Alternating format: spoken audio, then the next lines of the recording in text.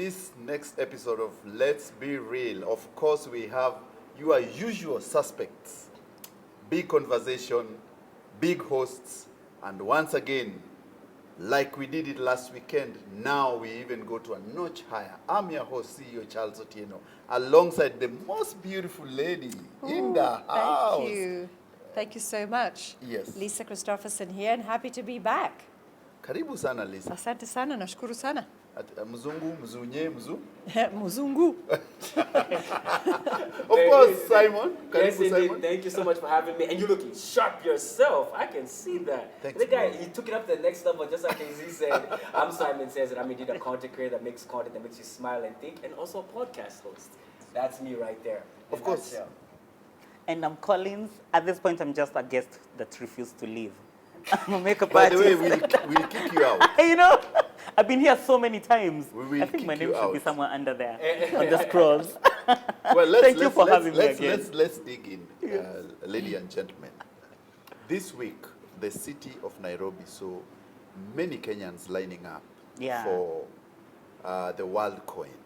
Many guys were going to scan their retinas, their eyes, and they were being given 7,000 shillings. What shocked me is that the lines were impossible. It's like people were traveling from every corner of this country to Kenyatta International Conference Center.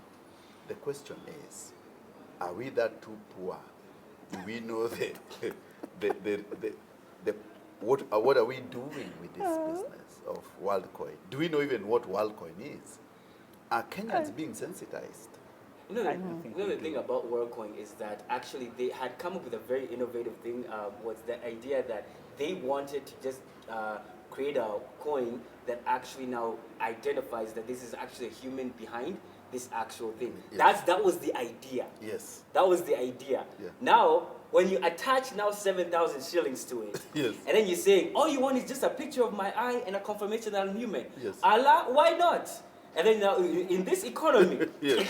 as it is, let's go out there and scan your eye. Would you scan your eye? Never. Why not? Never. It's like giving away my DNA. But it is. It's like my thumbprint, you know. This belongs to me. You know, that retina in your eye, that's your DNA. What are they going to do with it? You don't know. But here's the thing. Don't you think that this is going to be the way of the future and the things that we are not comfortable with? For example, for the longest time, we always thought that phones, I would never be the one looking always at my phone. Oh, here we are. true. And then now, do you think that this is also a way of the future? That Yes. this is Yeah. I think it is, but I don't want to jump onto that bus too soon. Let me wait for you guys. And I mean, I still want the 7,000. we sound like skeptical people. Really, Collins? I know. I'm very cautious. I mean, I need the money, and also I don't like anything close to my eyes. I can barely do contact lenses. So if they come up with like a digital version of doing it, I would do it. I mean, what do I have to lose? But don't you want to ask the question, what are they going to do with it? People are maybe just queuing up because they are in need of that 7K. Yeah. Yes. And we know that a lot of people need that money. Yes. I, for But- one, do need it. Do we really understand who is behind all of this and what No, are they we going to don't, do? sadly. So, you know, we need to encourage everybody, do your due diligence Yes. before, like we discussed last week, before you go ahead and let them basically take your DNA away from you. Actually, even I would even add on quickly. They are actually, when they are harvesting your information, Yes. they just want to now get more information about you as an individual. Now the question becomes this. Where do we value our actual information about ourselves?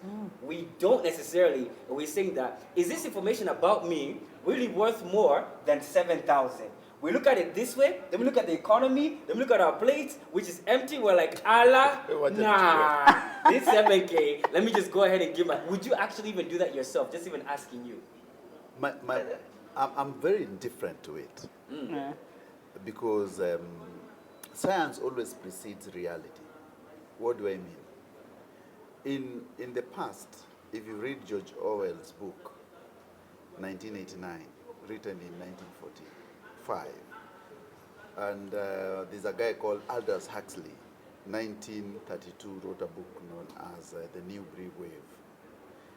They were talking about issues of future. They were very futuristic, and they were what we call dystopian kind of intelligence, where things happen, they're always written fast, and then in reality it becomes to be what it is.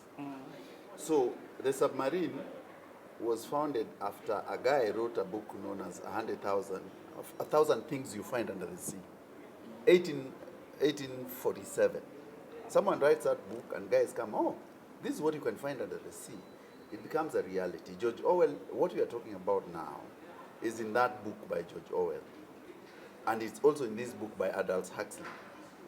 They were saying that it will reach a time where you will use either your eyes as form of passport and DNA, where you can go to the airport, you don't need to swing a passport.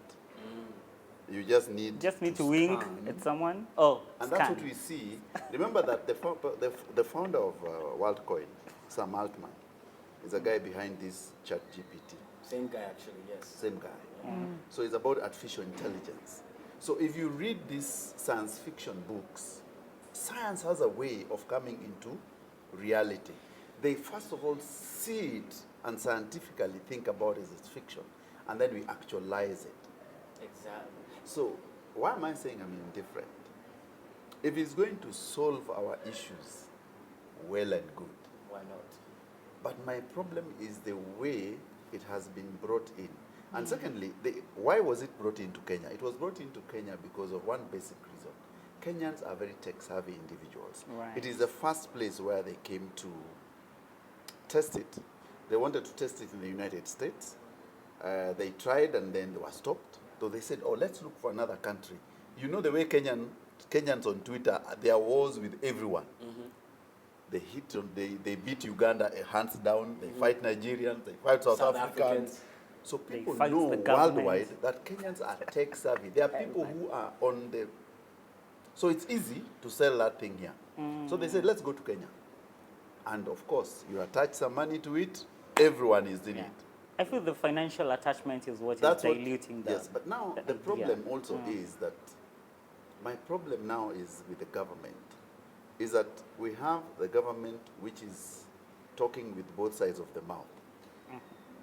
This minister says it is cool. This other one says he doesn't understand what they're doing here.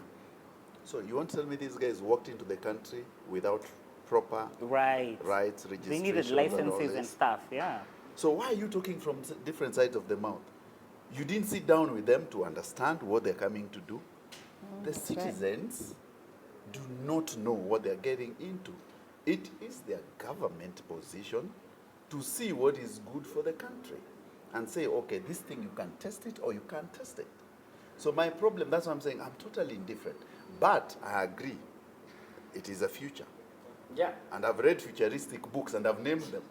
Even movies, even just add on, I even see, even when it comes to incorporating technology within our lives, it's not the technology what it does, we have a problem with, is now, actually if I think this is like a test, are humans comfortable putting their face onto an orb and actually having their eyeballs almost sucked out with DNA, and they're comfortable with that being scanned, and you just want to see like to what extent are we going to be able to get the information, like, and what means is the convenience. You know, there's always that confliction. There's always that friction. I'm thinking that's like a social experiment. Then we take a step back.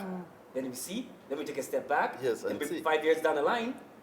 But that's what has been happening. If you have an iPhone 14 and above or 10, how do you open your phone?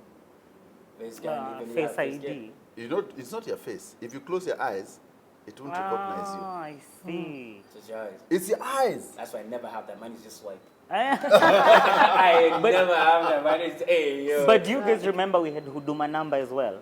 Yes. And it had the same polarizing response. Maybe they should have attached 7,000 shillings to that Huduma number service, and maybe I would have a Huduma number. Maybe. By now. Yes. We all would. Even you. Queuing for hours and hours and like for what? Right. That's actually true. And speaking of this crazy world, even add on what you're saying, the crazy that things are going on. You know, speaking of even social media, even when we come to AI to social media, now we go all the way to India. Let's leave Kenya for a second. In India, there's actually a couple speaking of iPhones, what they've done is this. They've decided, our little baby, in which we took time to make, even if it took 1 minute or two to even make this baby, what happened was we decided now we've given birth to this new life. You know what? What we need more is actually an iPhone in exchange for this baby. Yes, we've equated this baby's life to an iPhone because we need to do what? We need to document ourselves as we explore out there into the world. That's what they have actually done. This is a true story, by the way. It's not Simon making this stuff up. And it does not end there. What happened was this. Guess what? They actually, now the government, they actually in India, the police officers started saying, wait, there's a baby here that's missing and everything. They sold the baby successfully. Then they got the iPhone 14. Now they were just starting to get out. Hey, so man, sometimes we start hearing danger on the way. The guy dipped after he heard the officials are coming. Wait, then now the lady was the one who was actually caught. Now the question I have for you guys is this: Who has the iPhone? No, that's a good question. It's joint property at this point. Right now, Where's the iPhone? That's the good. They have joint custody. No, where's the baby? Where's the iPhone? Lisa, where's the iPhone? Like it's an iPhone 14. At least That it is won't actually cry. a very It good keep me question. awake. At this moment in time, I think in the iPhone actually in police custody because at the same time they captured the woman who's actually now got the baby. Would you even sell your baby for an iPhone? Are you that's serious? sad. And That's people very have done sad. this. That's actually now when it comes to this, how have we placed social media at such a high level to the extent that human life has become an exchange for this? But What do you you think get about paid society good has come? money. But that is sad. I mean, that is really, really sad. Like you said, that people have come today, they know the consequences you should do as an adult to, to put a child into this world. It takes responsibility. And you can't just leave that baby. That baby now is yours. So the values are not there, clearly. And what is an iPhone? It's materialistic. You could have dropped it on the train, or somebody could have stolen it, and then what? You have no iPhone, you've got no baby. Imagine that.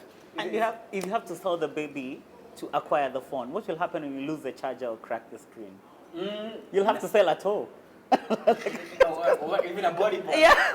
That could also be another thing. Right? And then the content has become this extreme. Wow. But you get good money from social media To some extent. to some extent. But are you creating money to life? Well, I'm just saying, at least the iPhone will not keep me awake at 2 a.m. crying for no reason. Oh, do you hear this? Are you hearing this? I just like, These are your kids. What do you think about all this? maybe they choose peace of mind. I don't know. I would need to meet them to understand how they reason. How old are they, by the way? Is it a young or old I'm sure couple? it's a grown couple because, I'm pretty sure you have to be a young couple because you're thinking of 'Cause adventure. reels? They're thinking Yeah. of adventure. They wanted to document themselves, Yeah. actually exploring, and hence they saw this baby is going to restrict us here. Let's do the exchange and actually now document it, and we can make another baby on the way. That's really their mindset. Maybe they would have What- done a reality show on trying to find my baby that I sold for my iPhone. I think it's very interesting the way we view life and in the spaces people are. People are in different spaces and different times. But my argument has always been that if you are trying to get an iPhone, remember that there are very many things. This boy or this baby might be the most successful person in future. True. So you've sold this baby to someone else. He becomes the founder of an iPhone like, Yeah. Or even the head or the of or yeah. iPhone. Yeah. And then one day you start saying, this was my baby, I sold him to you. Can we have a thing? And these are the mistakes human beings do. They equate everything for now. And that's a guy who is looking for now. Doesn't realize that a phone can disappear. Anything can happen to him. You will need this baby in future to help you succeed. Life cannot be compared. Life is sacred. You cannot say you've gotten this baby, and that's why abortion laws are very tricky. Because you cannot wake up today and decide, I want a phone. A phone you can buy, you can go borrow, if you want to shoot reels, Yeah. the flimsy reason is that you want to shoot reels, surely. The woman and the man should be behind bars for a very long time. Because of that foolishness. That's being stupid. Beyond reasonable doubt. Yes. But then now here's the thing. Let's also now go a little bit deep on that. What is the logic behind that, are we now looking at I'm looking at the mindset in the sense that we have now put content and showing people we are this way on social media in such a high value. Have you seen that even in your sphere, seeing that people have placed this in such a high value to the extent that they can now neglect what's reality? Have you seen that in yours? Yes, very much so. It's a very artificial world out there where social media can destroy a lot of lives, literally, where you see everybody's on their phone. Even if you go downtown, people are actually there walking on their phones and not looking where they're going. Social media has stories, so everybody wants that phone. Success, yeah. They want that success, and success for them might be owning an iPhone. Or then the likes that the iPhone will give you. Correct. Yeah. So a lot of it is, it's basically, I would say it's fake. You're not being real to yourself. You're not being real to those around you. So, get real. And as we talk about, let's be real as well. And work hard and buy that phone when you can actually afford one. Yeah. I think I think it's true that content creation has been a big game to many people, though sometimes we take it out of context. Let's listen to Dr. C. All right. She is also an influencer in some areas. Dr. C, take it off. Imagine if Jesus Christ had what we have today, if he had the data and how he would use that to spread the gospel. Imagine the Apostle Peter in a shipwreck, in prisons, in wherever he was to spread the gospel. The early apostles would have been so happy to have this technology. So it's a good technology, we can harness it. Yes, to build our image, brands can grow. So it is not overrated, but when people start to do things that really harm themselves, then it becomes overrated and not for good. So it's time as a person, step back and introspect.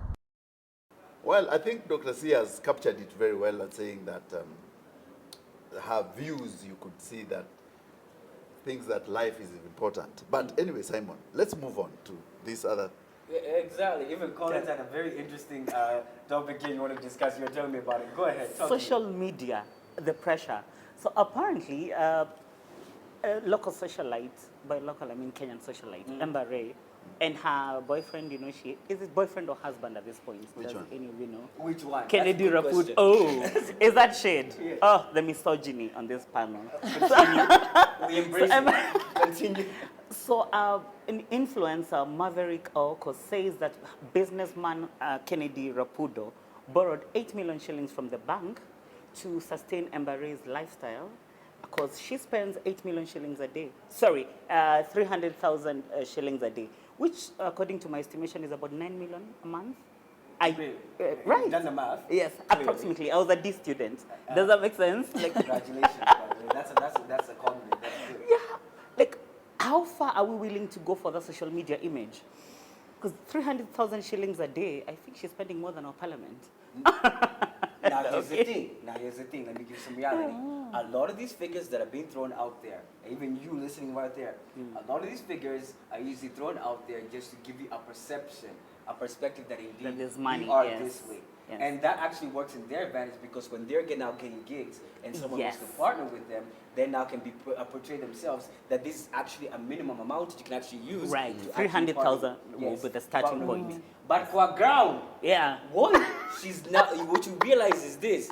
This is the same people who actually come here. By the way, Aki, I'm stuck somewhere. You have 5K, nini. That's literally what it is a lot of the times. And a lot of times when it comes to even content creation, I speak even as a content creator, and that aspect of things is that there is even, you can get a robust amount of cash depending on the gigs and the partnership And the that you brand, may do. yes. And then now what happened is there's a dry spell. Oh, God. Then there comes a nice, interesting dry spell there. Men, you'd actually understand this. The main thing is, what happens is, when there's a dry spell there, you actually now have to spread this money Yes. across now. and then now actually have to budget your money accordingly. So when you hear these big figures, don't go to your head thinking that that is actually a status that you need to aspire, or something that you actually need. I need to aspire to be able to spend this amount of money. No, you need to aspire to be able to now see how can you properly utilize this amount of money spread across a period of time to give yourself a cushion space. Or what do you think? They took Well, I also would say financing that for 8 million. I know, for example, with many Kenyan socialites, so to speak, and we could also discuss what defines a socialite, that they feel if you are a socialite, I have to be seen wearing a certain brands. I have to be seen driving a specific car type, you know, that's all in the luxury brands Visibility category. is quite important. Visibility is very important, Yeah. but a lot of it is fake because they're borrowing cars. And just by her saying that she spends 300,000 shillings a day, even I as a woman would say, how? How can you Right? spend 300,000 a day? You know, what do I do? My nails, my hair, shopping. I mean, you can only do so much. So it's actually, it also seems very unrealistic in that sense. And quite it's the wrong unfortunate, thing to really. portray in a world where others are queuing up to Yeah. get their eye scan for 7,000 shillings. And also to be clear, they took a loan Well, for 8 million shillings. Well, he should have done 9. At least he could cover 1 month's expense. Yes. Like I said, from my estimation, they spend 9 million a month. So he's already equipped with the 8 million loan. I think one, there are very many facets of this thing. One, the person who is saying that, what is her locus standi? Was she there when this man was borrowing money? Does she have a business when someone is borrowing money?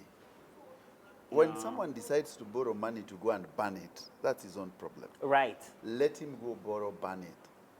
Secondly, you were not there when this man borrowed money. So it is not true to say that someone borrowed 8 million to sustain someone. Probably the person who is saying this does not dislike the couple. She sounded very sure. No. Those are allegations in court of law. You It was a cannot- strong allegation. Those are allegations. So those much are conviction. unfounded, those are false allegations to say that this person have borrowed this money. Number two, I find it, and what Lisa said, I find it totally unrealistic for someone basically to borrow money to keep someone else. Right. And for someone to go and tell you that I spend 300,000 a day. And you're not an auditor. You're just 300,000 a day? a busybody. You yourself, you do not have a day job. You do not have a business. Right. People who spend 300,000 a day is a business person who has a whole retinue of people, meetings, conferences, and you're paying for them to make money. You pay that money, you spend it to earn money. People don't spend money to eat. But she's in the social business. Social business And for Barry's who? brand is growing. She's Growing not where? at 1.2. How do you see brand growth? What do you define as brand? Followership does not mean that you're growing your brand. Yeah. No, Exactly. not at all. Not at all. So, and secondly, if you borrowed money to keep someone, so next month, will you borrow another money, a set of amounts to keep her? Well, as someone who owes my kidneys to Stanbic, I don't think I'm the right person to talk to. So what we are saying out there for young people out there, please do not follow what you see written or said or people saying I spent 300,000. Personally, I know people, I will not name, Do who tell. have come Off to camera. ask for money from me. Oh. And in their social spaces, the amount of figures they throw Right. is crazy. At night, they say, oh, my kid doesn't have this much. Kindly send me this much. I do not have this. Please send me this. That's And true. if you go to their homes, you'll be shocked that they actually don't have any facility. All this is posing like and just even posing assets. and posing. Right. And that life cannot drive you anywhere. Right. It's And my very mom. artificial. It's a very artificial life. And I would also True. say, if she is successful the way that you say she is, why does he need to then add extra cash? There's no logic in this whole story. There's no story. There's no He's story. supporting the wife. No, but it's also, remember out there that socialites, they are also social content creators. Yes. Yes. Because they're creating stories Ah, so I they get more see. likes. True. You know? For her, this is business.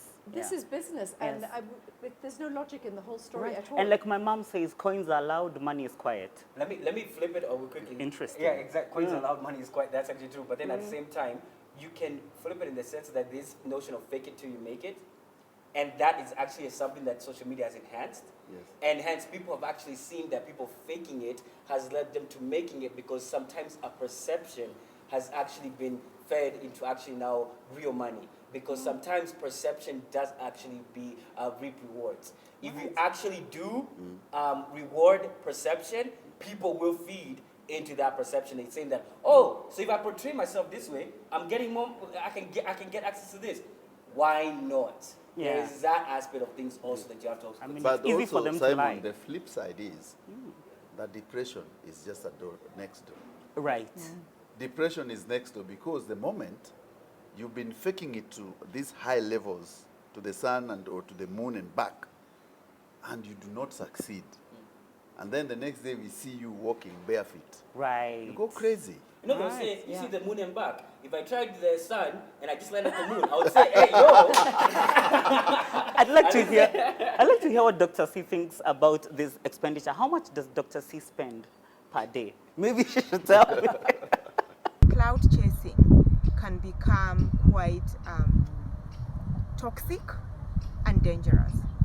And especially when the reality is so much more different from what you're trying to project. People are just going to spot you out. People are going to spot you out, and it's not obviously not going to be good. You will lose credibility again because, and I think influencers need to be very careful because people are following them. People are listening to what they are saying. It will lead to harmful things. So, welcome back. And I want to talk about gender equality. We touched on this subject last week a little bit, but I'd like to discuss it further because I feel that there's so many women out there who are married to men that are less educated than themselves. So does it really mean that a man has to be better equipped with an education than the woman?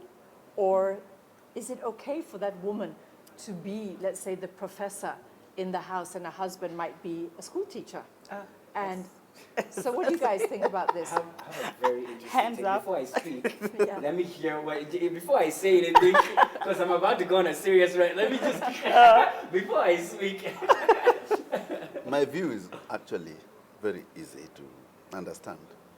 In this world, if you want a successful marriage, go for a woman who you can have a conversation with.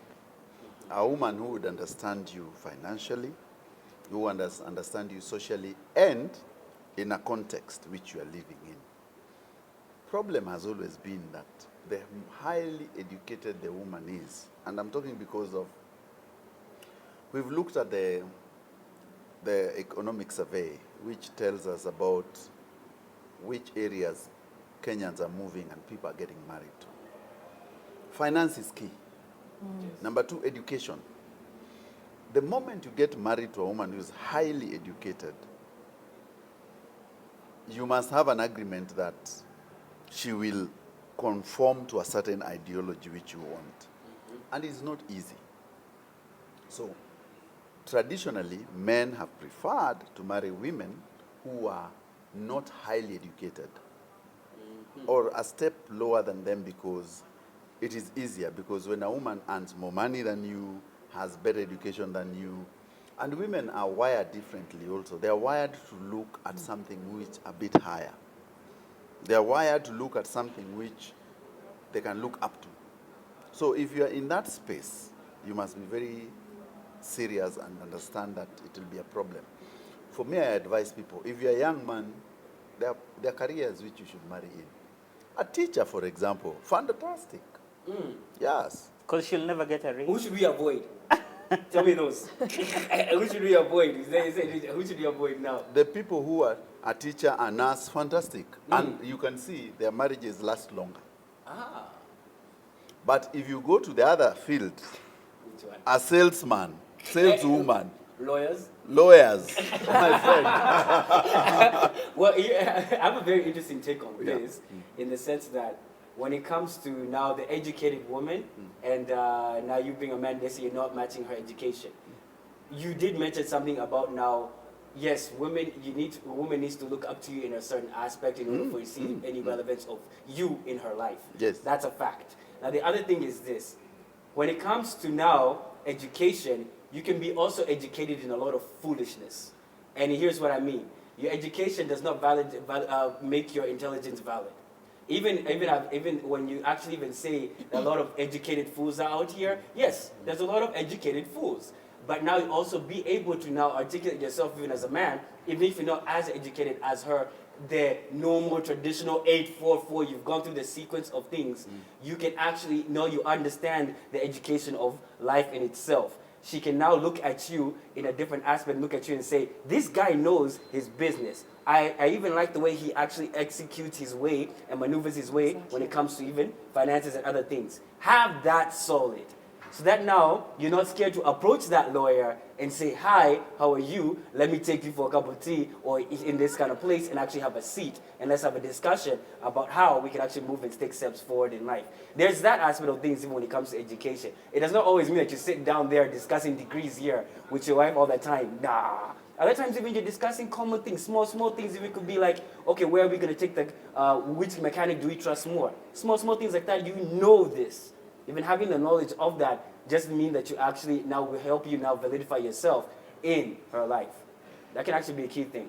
I think the most important thing here, I just want to touch on that, is that, for example, if I'm married to somebody that, let's say, sweeping the floors, yeah, if that person is comfortable in his own skin and he believes his cause and he's a trustworthy, good human being, and he respects himself. It's always going to start with that. He respects himself, is somebody that I could respect. That is all that matters in life. Yeah, at the end of the day. Yeah? You want to be waking up next to that person and saying, I like this. I'm happy. What do you think? What do you think? I agree with you because sadly, I realized the first time the producer told me about this topic, naturally I gravitated towards the financial aspect. Usually in our setting, when we think someone is more educated, we assume they make more money. But I like that angle of comfort because I know people who've had several degrees, but then they choose to go become a real housewife. Like a real one, not you. Like a fake one? Thanks.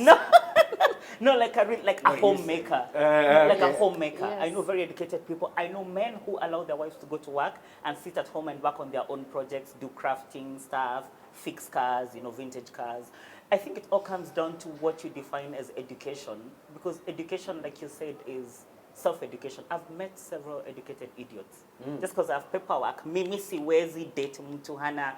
By the way, I'm speaking as the only unmarried person on this panel. I'm not married. You think I'm married? Oh. Don't give me that kind of branding. That's a jail cell. Nice. He's the jailed one. No, just Okay, thinking listen. it comes down to what you agree with your partner. Listen, It guys. comes down to what, because education, Lisa, like you said, could be self-education. Yes. If maybe I want to make wine, like Dr. C did with Samantha Wines, I go sit at home with my YouTube channel and educate myself. Because I've met so many people, hairstylists, makeup artists, who are self-educated, self-taught. So I think Self-made. education. Yes, Listen, exactly. guys, relax. do not. He's being defensive. Go ahead. No. Do not take outliers as a majority. No. The cases we are saying, these are outliers, people who are comfortable in their skin, people who know what they are looking for. The first day today, Simon, if you want to go and date a chick today, what is the first question a woman will ask you? What do you do for a living? Thank you. Yeah. Exactly. I want to, that number one. Yeah. What will a man ask you when you're going to date? Now, for example, now if I'm asking now, a lady, Yes, the other dude. Oh, of course, even I just ask her like, even what are you into? Like, you generally, like, what do you enjoy doing? Because I want to make sure that I can facilitate you to enjoy. I want you to understand that women will ask to see your level Your receipts. and your receipt. what does he do?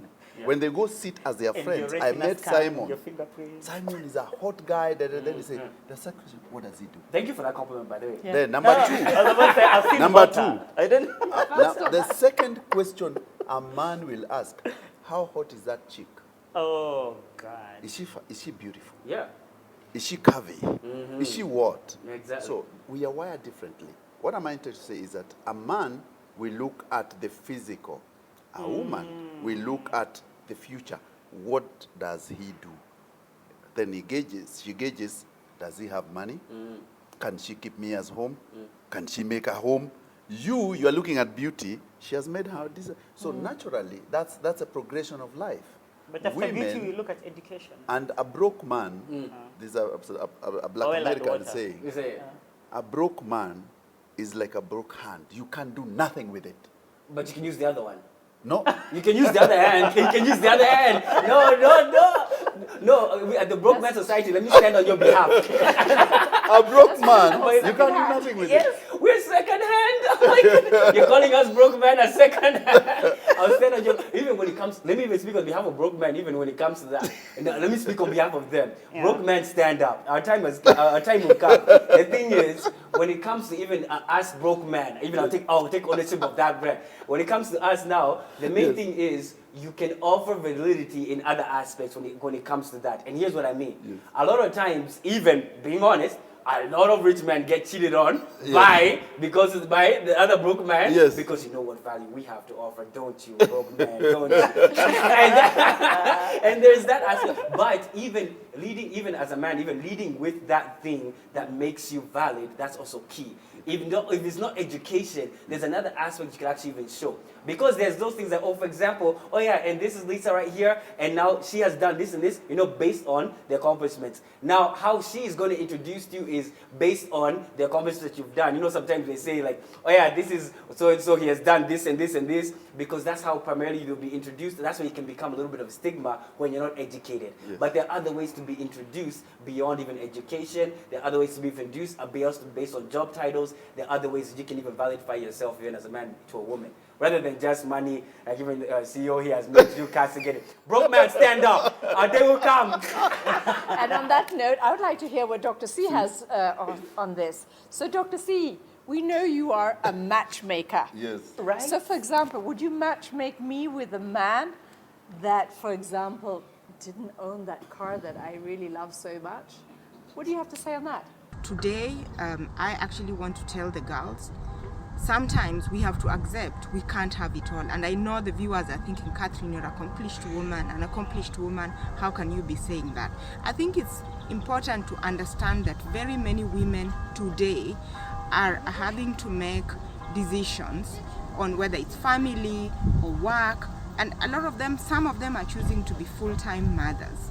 So we are just going to be airbrushing things, and if men are feeling left out, I think it's time for them to begin to ask, beyond providing for the family, what else am I bringing on the table? And you can see Dr. C has just said that broke man.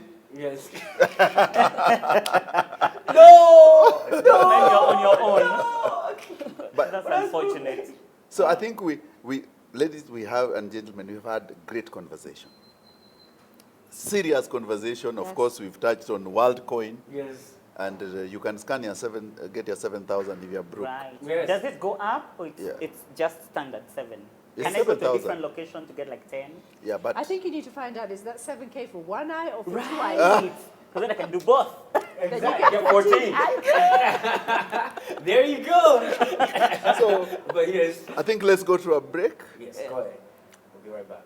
It is Let's Be Real, the biggest show, the biggest conversation with your super host. Yes. Keep watching.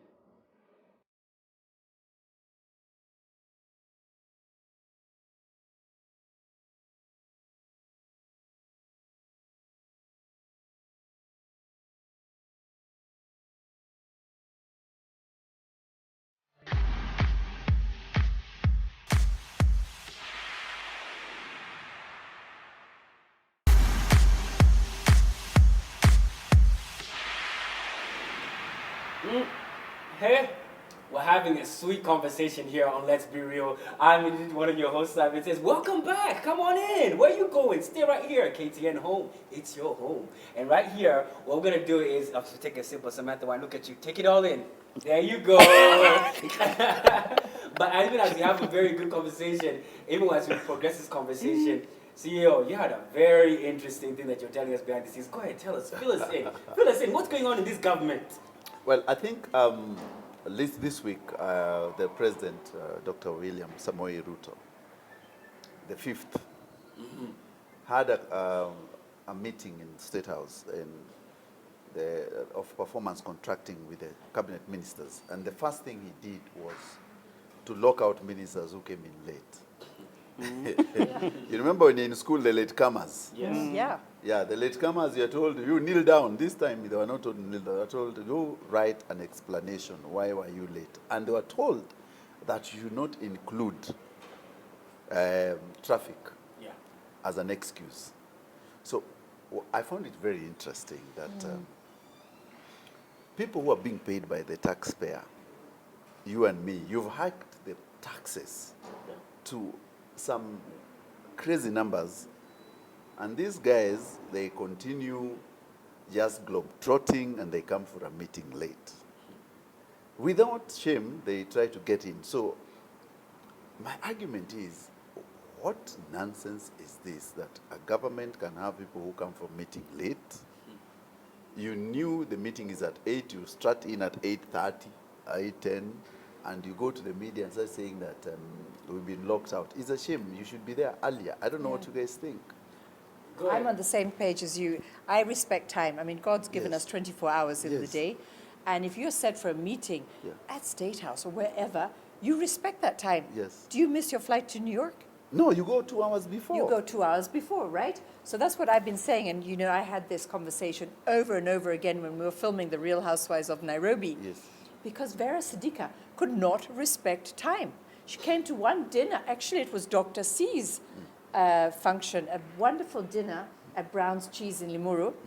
And as we had finished our 3-course dinner and were leaving, Vera came 5 hours late, you know. Fashionably late. Yeah, and I actually pulled her aside one time on a separate set and said, why can't you respect time? Yes. I find it disrespectful. It is. Not only to you, but we're working with the crew. There are other people behind the scenes. Many people are involved in the scenarios. Yes. So, and they want to get home as well. Yes. So you should respect time.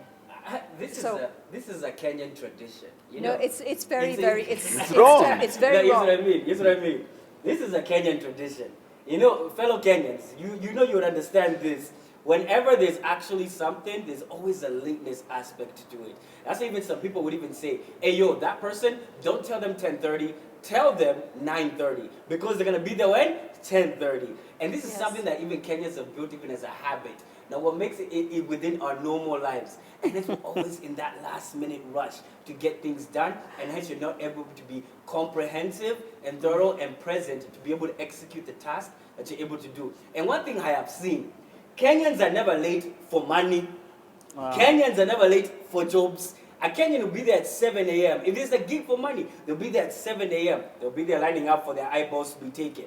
Right there at 6 a.m. Cram up in that line. But we're meeting. I'm going to meet town. What time? Where? You will wait. Nikwamba two, and you know what that is? They've not even left their house. They've not even left their house. Men, you know it. When she late there, she late for the date, and you've been there for 2 hours, and you know it. And that's something. But what makes it really, really bad is now when the leaders actually now are doing the same thing, but you're meeting the president. You're not meeting someone normal, and you're actual leader. Actually. And there's no excuse for traffic. They have chase cars. These chase cars, they push around in traffic. I'm sure they put all of us to the side. But this is a Kenyan tradition. One thing I've known, Kenyans will only be on time when money is the incentive. And you know it. Don't lie to me. That's the truth. My issue, I agree, and my issue is it's 2 men who are locked out, right? As far as we know. Only 2 of them. Okay, that's a the good notable amount. ones I know too. But what were they doing? Doing makeup, doing lashes, getting your kids ready for school. What is it that they were doing that they could not make it? Putting on socks. Right? Yeah. This is something as a dude, we've done this in a car. You can wear your shoes. In my bag over there, I have an extra pair of shoes that I'm going to wear in the back seat of the car. On my way home, because I'm going to a different event, maybe. I'll talk to you about it later. But no, my issue is, what were they doing? Because I know the president woke up at 6 a.m. and is like, Sasa ila XA. guys, tupatane 8 a.m. for your performance report. No, I'm sure it's something your entire management team knew. Even your driver knew, probably 72 hours earlier. What were you doing in a country with the expressway? I think the problem we have in this country is this cabinet is not as serious as the cabinet you've seen before. People who, and I mean that, you see, when you are first elected into government, these were initially, if you look at the composition of that cabinet, they have not transitioned from politicians to ministers who are supposed to do service delivery. Yeah. And the people who are late are mostly people who are politicians who are fashionably used to doing these political things. So there's always, and it is sad that the government we have today, the cabinet has very many people who have forgotten that the election is over. I have been appointed to an office to serve the republic and to serve the people. You're not going on top of cars anymore to make that noise. Yeah. You're supposed to do service delivery, sit in the office, implement. And that's why they're having a problem, because most of them are either some party leaders. They were running as a governor somewhere, they lost. They're running as a ward. So these guys wanted at different seats. But the first cabinet, President Ruto's first cabinet, is a reward cabinet. When he does a reshuffle now, he'll do a proper cabinet. Which, are they appointed or elected? They're appointed. So when you do, you see when you go into an election, you have a lot of debt.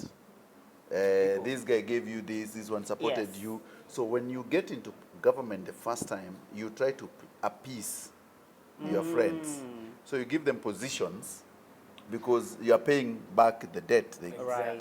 Then after some time, you realize this is performance. But now here's the thing. Then you kick them out. One thing I would say is, even further on that, is the lack of discipline is what leads to a lot of this lack of time management. Yes. Because managing time requires you to be disciplined enough to allocate time for you to wake up at a specific time, for you to now make sure that I'm going to spend this amount of time even now getting ready, if he's been putting on makeup or whatever that is, if it's I'm having the driver, then now this amount of time is going to spend on traffic because I know, and then make sure that I get an allowance of making sure I get to this particular meeting to execute this task, which I have seen is important to allocate my time to actually see that indeed I do know when I am supposed to do certain things. Yeah. When am I supposed to hit that shower? When am I supposed to actually get up? When am I supposed to be out of the house at this time? Those are the things that now, the lack of discipline now leads to a ripple effect in other aspects of your life. And that's what leads to a lot of delay of services in what? Government institutions. And you know it. They can hire PAs. You can hire someone to be organized for you. As a business owner, you know you hire your weaknesses, right? Yeah. If you can't keep time, hire someone to keep time for you. What you're forgetting, Kolo, is that these people have PAs, they have drivers, they have the chase cars, they have the police. But you can't tell It's just what Simon says is in discipline. Yeah. And this government, and I'll tell you, the level of lack of coherence in our cabinet is that you find a minister who is not a line manager, who goes to western part of the country, she's the minister for health, cabinet secretary for health, and fires a DC, decides to hire a police someone. So my question is, that's just indiscipline. That man you're trying to fire does not report to you. Yeah. He reports to internal security, reports to other minister. And this is what has been happening. You could see the policies. We are saying the WorldCoin has come. The Minister for Information and Broadcasting says it's a good thing. The other one is saying, oh, these guys, we don't know who lends them. They get out of the country. Yeah. So coherence in this, This like, context you is an remember that issue. a minister, the cabinet is supposed to work under what we call collective responsibility. And that is where the discipline is channeled. But we have had a cabinet where people are speaking from different ends of the mouth. Yeah. People who are giving policy and direction differently. Our international policy is as crazy as today we are inviting the Iranian president. We are with the West. We are Lavrov from Russia is coming in. So our policy, international policy, is non-aligned. We are supposed to be non-aligned. So when you bring the Russians, you want Americans in, you want the Iranians, the cabinet. Actually, to your point, Charles, the president alluded to him knowing more about their departments than they do, right? Yes. Which is very shocking information to hear from my boss. I would take a terminal leave and just regroup, you know? No, I would be very scared. Because it's a reward cabinet. That's why I say this is a reward cabinet. A cabinet where you are appeasing your friends. So when Simon is my buddy, I'll give him this ministry so that next time he doesn't come to my... So what I'm hearing is a fish rots from the give head. me that ministry, it's okay. Yeah, give it. Lisa, what I'm hearing is that fish is already rotting from the head. I can see that, exactly.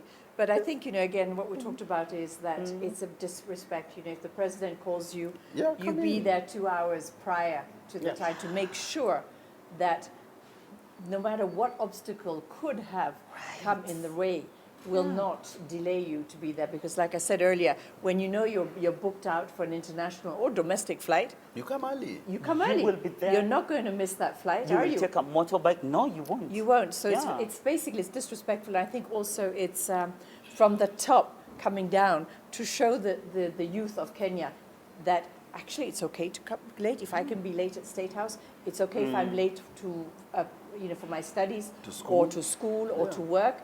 It's giving a really bad example. Yeah. That is so true. Even So guys, don't follow this example. Be on time, respect time, and always be earlier. It's better to be earlier.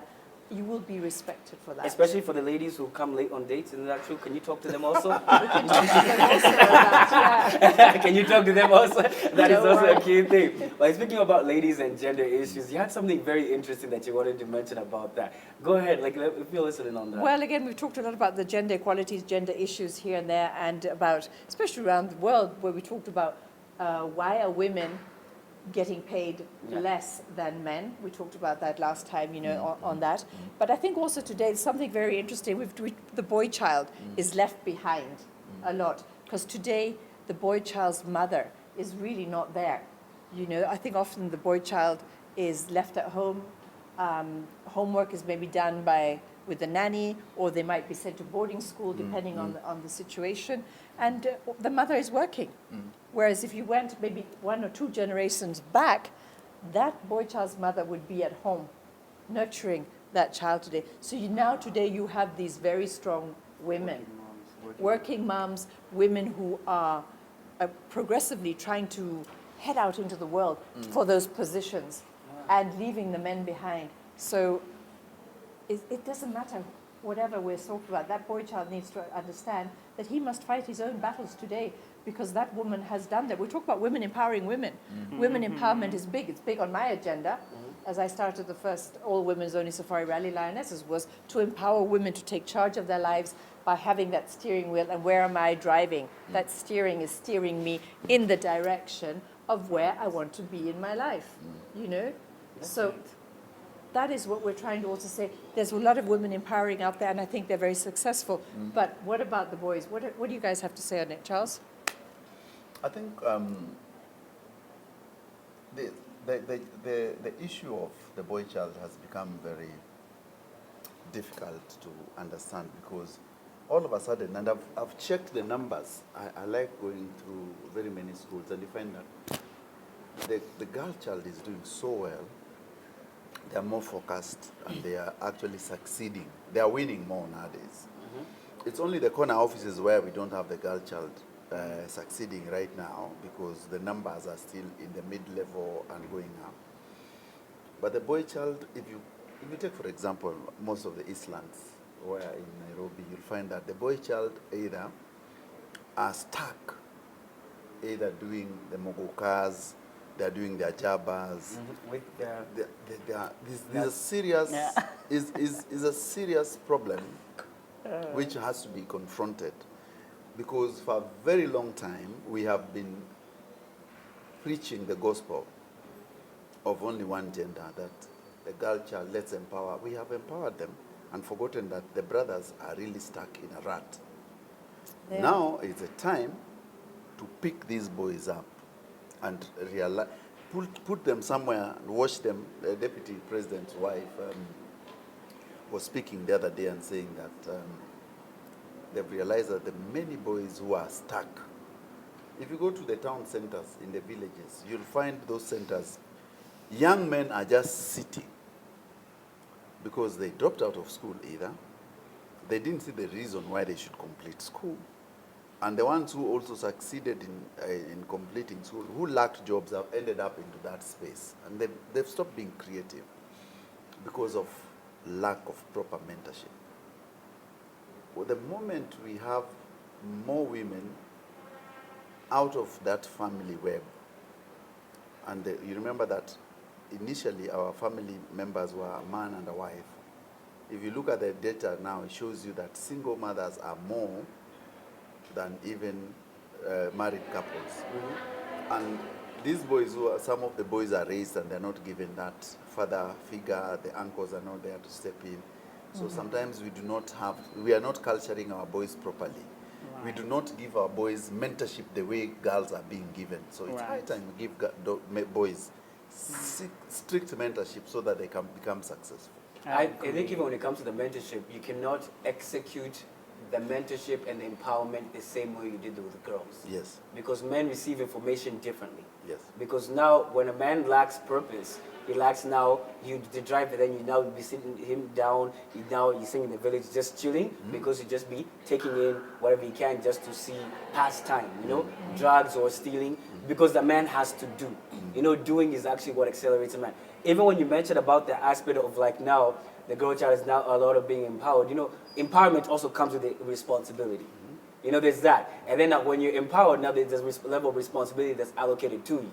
Because, when you say now there's a lot of single moms out there, there's also responsibility to you, even as a single mom, to actually recognize that indeed this young boy that you're actually raising is indeed going to need to be someone that's productive within society, and hence even surround him with the necessary men within society to actually now nurture him to be in the mindset of, I need to be proactive and active within society, and not only proactive and active in a negative way, but proactive and active in a way that actually not only accelerates me as an individual, but also even helps empower those around me. Because even that's what holistically even is as a man. Literally now, being impactful and active within society in a way that actually helps him grow that society as a whole, not necessarily like leaning, how you can also be catered to. When you sing mom, it's like, this is my little boy. I gotta cater to him, he's so cute little thing. There's that aspect, but then the dad would be like, let him play. You know what I mean? Let him go out there, let him hurt his leg a little bit. Let him feel that pain in life. Let him know how it feels to feel that pain and how to recover from that pain.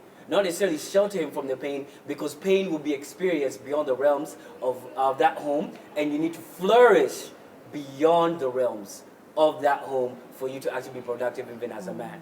What do you think? I agree with you, and I really like that point you said that we process information different. My biggest question is, and this is something my favorite TV personality said, Ian Van Zandt, she's a life coach. She says that she as a woman, she can be really good at helping people fix their life, but she as a woman cannot help a man or teach a man to be a man. So my biggest question is, who is failing in this role of man? Is it called mansplaining? Or building up the man-child? Yes, why is it the woman's job to give birth to the kids? First of all, it's a woman's job to take care of her husband so he doesn't cheat, or take care of your own fertility, because why did you get pregnant, why didn't you have an abortion? Contraceptive is also, contraceptions in general, is a conversation that women should handle, apparently. And then, when it comes to raising boys, you raise yourself, you raise your daughter, and then you raise the boys. And then we complain that the men we have are turning into effeminate men. So what else, Lisa, would you teach a boy child? Well, I think, again, just what Charles said, that many households today are single mothers. Yeah. So that boy child is lacking that father figure, which is normally the father that will discipline that child, You've seen mothers, I'm horrified when I see the way some kids talk to their mothers, or the way they behave. There's no respect. Right. But a father can literally beat respect into that boy child today, that, you never talk to your mother that way. Right. You have to behave and respect. And there's not much respect there. So a father figure is much needed. I am a big fan of boarding schools. I think boarding schools are great because children, also today, again, we're going back to the working mother. She's busy, busy, busy. And I'm speaking also for myself from experience. Right. That boarding school can teach children the discipline. They will be there and make sure that homework is done and the coursework is submitted on time. Right. All of that. So again, if you're out there and you can have an opportunity to send your children to boarding school, especially as a single mother, that boy child will get that father recognition in dislike teachers. boarding school, so I disagree, but carry on. No, but it builds character.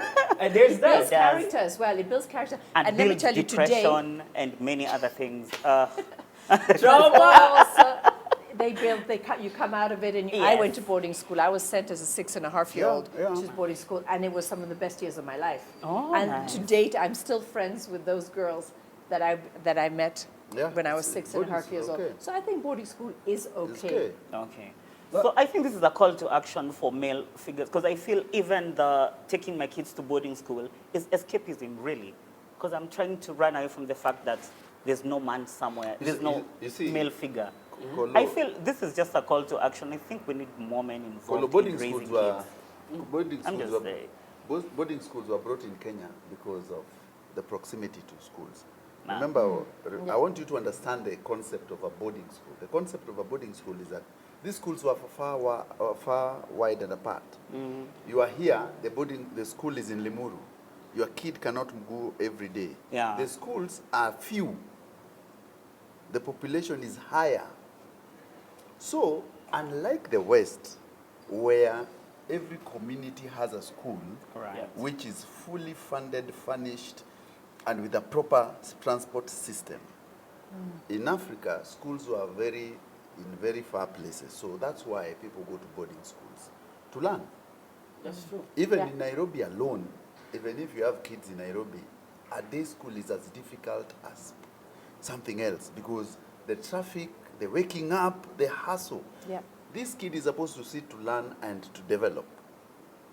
And you see the problem we have with these kids who are the boy child who are not brought up properly with mentorship is that they end up spending most of the time with the nanny, not even the mother. They spend up the most of the time with the nanny. And this kid goes through so many hands of different nannies because the mother is busy at work. The father is absent. The mother goes for trips. After some few weeks or 1 month or 2 months, another nanny comes in. These are different cultures this kid does not have a proper structure of being raised up. So when you take this kid to a boarding school, then there's a teacher who really understands, educates, and all that. That's why we prefer. It's not because people are escaping. It's just because people have to go and do what they have to do. I even go further. Let me take a step further. You see the fights, sometimes the bullying that happens in boarding school, which can be like maybe traumatic for you. Maybe that could have been the situation for you, right? Not for me, so the teachers, but we'll talk The about teachers, it later. the key thing is, even that bullying and that friction, I kind of like it because it helps you, even prepares you how do you even stand up for yourself because this person is not going anywhere. For me, it did. And then now, how do you even build in that friction? Even you mentioned even about cultures and everything, you meet people from different parts of society. Even that even segues into a very interesting topic that I even want to discuss with you, even about various cultural appropriation and various things, even when it comes to even various cultures within Kenya. Because even within Kenya, we have 47 tribes. We have so many tribes and everything. That means different languages, different customs, and different ways even we go about things, different ways we eat our food, different ways even we engage with one another, the languages, the dialects. Like someone even calling someone Mbwawewe does not affect them, but then someone else will be like, Wewe, you've called me that. You know, they can lead to an extreme fight. So now, when it comes to even this cultural aspect of things, what do you think that first of all, do you like the fact that now, to some extent, nobody can say that I am purely this? So much cultural integration, even when it comes to many centers, even around Kenya, from Nairobi, there's so many cultural integrations, even people don't even know their own customs. Someone may say that that's a negative aspect of even cultural appropriation. So what do you think even about even the cultures and how we've integrated it? Even, what do you think about that when it comes to even Kenyans? Right. As an artist, as a makeup artist, I think culture is art. And I'm not trying to do, if I want to wear, let's say you come from, what's this tribe? I'm trying to remember, is it Aboriginal, Aborigine? From Australia? Yeah, from Australia. Aboriginals. Yes, the Aboriginals. They've had so many issues in America where people just wear a costume maybe for Halloween or for an event, and there's been so much backlash because apparently it's appropriation. Personally, for my culture, I'm from Embu. I don't remember anything that we, the Embus, do in particular that is only for Embu alone. But if I saw you as Lisa wear maybe something, a headpiece from my traditional background, I'll be so proud. I'll be like, oh my God, this is you trying to understand a piece of me. I don't know, maybe because I'm an artist. I will, if there's maybe art that is primarily designed for and only meant for the Embus, and I see you do that on your body, I'll be so happy. I will feel, for me, it's like acknowledgement, it's like a hug. I don't know. That's I feel interesting, like, because even when you mentioned that you don't know a bit about your Embu and everything. I don't know anything that we, because we are from the gamer community, most of us have the same customs, like our rurashes, our traditional weddings are almost the same. Yeah, I don't know anything that is for Embu per se, but if there's one, if let's say a Kikuyu wedding dress, if I saw you in one, my first instinct would be to be like, my God, you've really added your own touch to it. I really like what our culture is looking like through your eyes. Yeah. I love that. Because maybe I love it. I feel most people have an issue, other people don't like their own culture. Honestly. Now, do you think you know your culture? Let me just ask you that. Like, even when it comes to your culture, are you aware of what it is, like your culture even yourself? Like, Well, I am, because I'm blessed to have been born and bred in Tanzania. So I know a lot about the Tanzanian culture and the 122 ethnic tribes that the Tanzania consists of.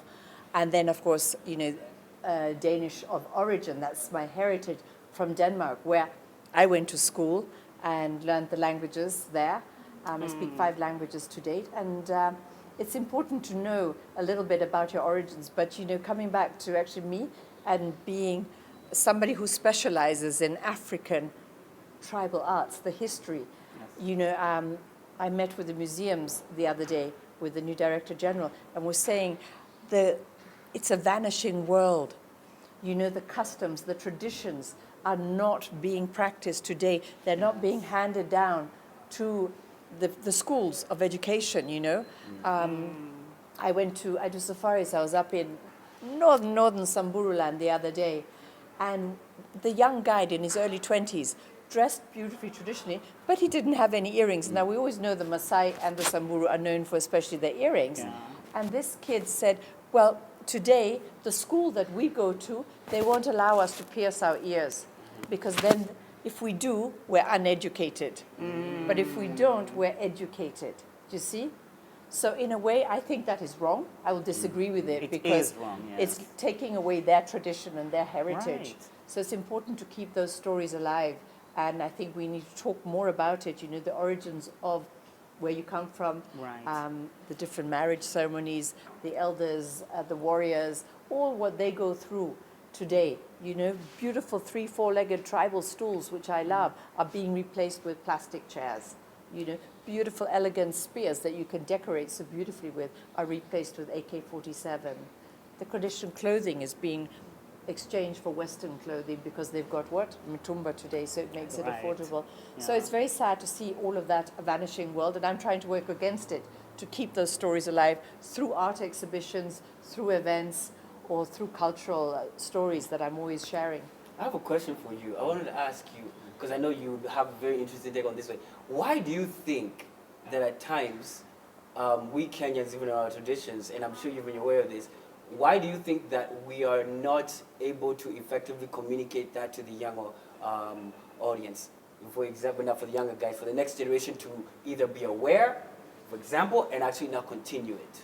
First of all, let me say that I'm a custodian of culture. Yes. Number one. That one I know. That's even I know. That's why I asked. I'm a custodian of culture, and one of the 2 books, and one of the 2 books I'll write, the biggest one will be on culture. And why do I want to write that book on culture? I've been waiting for a bit of funding to do it proper culture, because I understand African culture. I understand the Luo culture from Lower Kemet to here.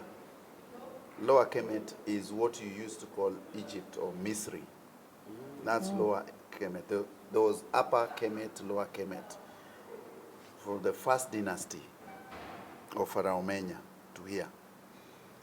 Then the central, I'll come to your question, the central, what you call the Embu, Meru, what the so-called Gema, there was nothing like Gema. There was nothing like Kikuyu. When the Eastern Bantus came from Congo, they were known as Tagishu. The pear-shaped heads were the Kambas. So when they reached, they separated. Some went to the coast, some came to the east. The Embu was part of Tagishu from the north. The only Tagishu I know is actually a family name. I don't know where it came from, The but I know a tribe- family called the Tagishu. The whole of that tribe coming in, Yes. there was no Kikuyu, there was no Embu, there was Right. no, they were known as Tagishu. There was no even Kamba. Take notes. Continue. So when I'll start writing that book, I will expound on these Right. things deeply. That's And then there's interesting. something which called what I call the geopolitics of the lake. There are Luya clans in Luo land. There are Kisi clans in Luya land. There are Nandi clans in Luo land. You understand? So the homogeneous lake region. And that's why you find people who the names are a bit different. The languages are this. You say this is Luo. But if Ababu Namwamba speaks, I know he's a Luya from a Luo clan. No. Amos Wako the same. That's interesting. You understand? Yeah. So if I see the people who come from the Kisi clans, who speak, like the Nyamira people, Yeah. they call them the Bonchari. I know those are Luo clans of the Wanjari clans. They're the same people. So there's been a lot of migration, really. There's a lot of geopolitics and people who have mixed. So that's what people miss it. Now, let's come to the question we are saying, why don't we pass down the culture? Yeah. It is because these cultures, when we got education, we thought that traditional education was of lower quality.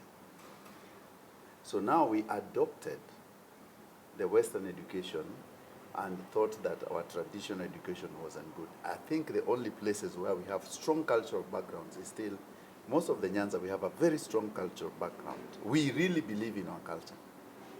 Masais.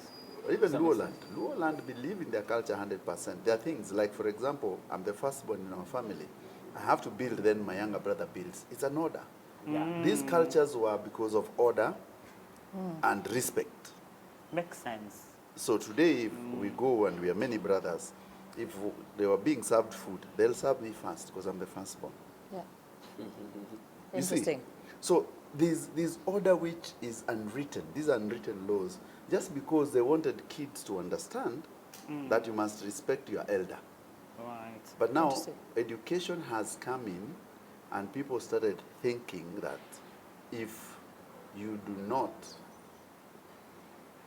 go to school, your culture is negative. Right. And modern Can't- education does not have room for traditional culture classes, if we're being honest.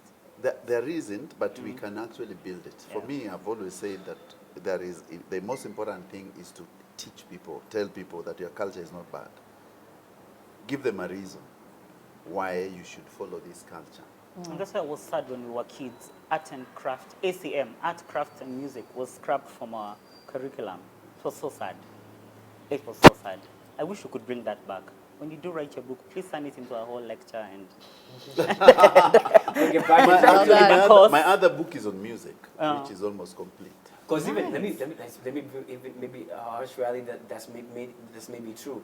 There's a lot of people. Could you see that even they cannot speak the native tongue? Yes. Right. There's a lot of people who cannot, and then now they're not able to pass that to the next generation. And to some extent, there are a lot of even parents who are about even my age who are not even speaking their native tongue even within their homes. So hence, even you're probably just a generation or two away from your native tongue not being known by anybody within your family. You see. Because that's actually even, it's only like Swahili or English primarily being spoken. Shane? Shembeteng. Shembeteng. Yes, Is now exactly. Shembeteng. Yes, I'm being exactly. taught right now. Yeah, exactly. You see, what happens is that when you're a bit younger, you don't see the essence of these languages that much. When you go back to the village, you realize, and it wasn't so bad. So many people, remember also there are people who are really going back to try and relearn their traditional languages because they've realized that they've gone to school. And this is very classical. The higher you get educated, it gives you a moral compass which takes you back to study your roots. The moment you go higher, that's why people end up dropping their Christian names. Remember, anyone who drops his Christian name is a very highly educated person who has gone throughout the system. That's why you see all of a sudden you're no longer Simon. You ask her, you call Simon. No, I dropped that name. Actually, Why? most foreign trained lawyers drop their Everyone. names. At Sango Chesoni, there's Njokindongo. Yes. Most of them drop their first name. Miguna. Yes, Yes. that. So now when you come to realize, you become aware of yourself. Yes. It's what we call lack of self-awareness. That this culture. I've been reading books that my culture is not that bad. Right. I was not just internalizing what they meant. Then you come to your self-realization that cultures are good and it keeps order. Our cultures, African cultures, is for order and law. But Western culture is packaged in such a nice candy-coated package. So you grow up thinking that it's the best way. And then now most of those educated people, like we said, the professors, they travel and they're thinking, wait a minute, this is a mirage I'm chasing. Let me just go back to my roots. That's why they come here, they go back to their name, Professor Misere Mogo. Like, I just find it interesting that so many educated people I know come back and drop their first names. And they stick to their roots and they actually go back to shags, as we call it, to their roots. Which is fantastic. It's beautiful to see. That's actually true. And because even one thing I just want to ask you is that when it comes to because primarily you've integrated African culture and also your Danish culture, which one do you feel a bigger connection with, knowing that you've actually stayed here longer? Here. It's a trick question. No, it's not a trick question. It's not a trick question. No, I feel more Kenyan. It's more Kenyan. And more Kenyan because, I've understood the traditions here.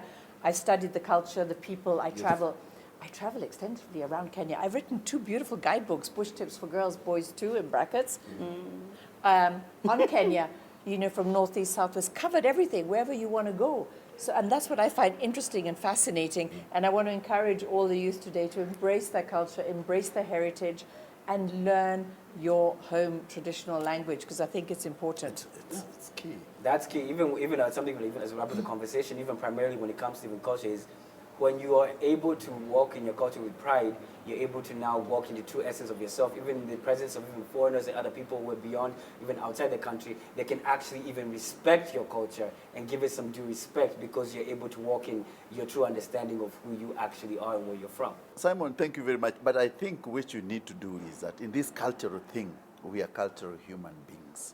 Let's be our custodians of our cultures. And I'll urge you to read Okot Pabitek, the cancer of metaphysics that killed God, African God, page 77. Jesus, you remember it? Yes. Okay, what happened in page 77, paragraph 2?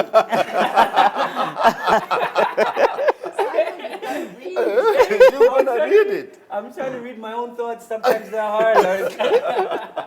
But that's interesting. It has been a wonderful conversation, ladies and gentlemen. Thank you. Yes, I think it has been great to have you guys here. Thank you. I think it's fantastic. I mean, I've learned a lot sitting here today, and I can't wait to read your books. Exactly. Very exciting.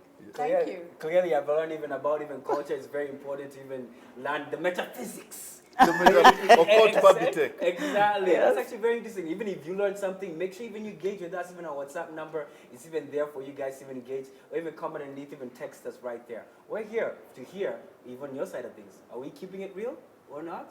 Are we? Let us know. And I am Collins. Thank you so much for having me. Charles, once again, at this point, I'll bring my own seat. I belong here.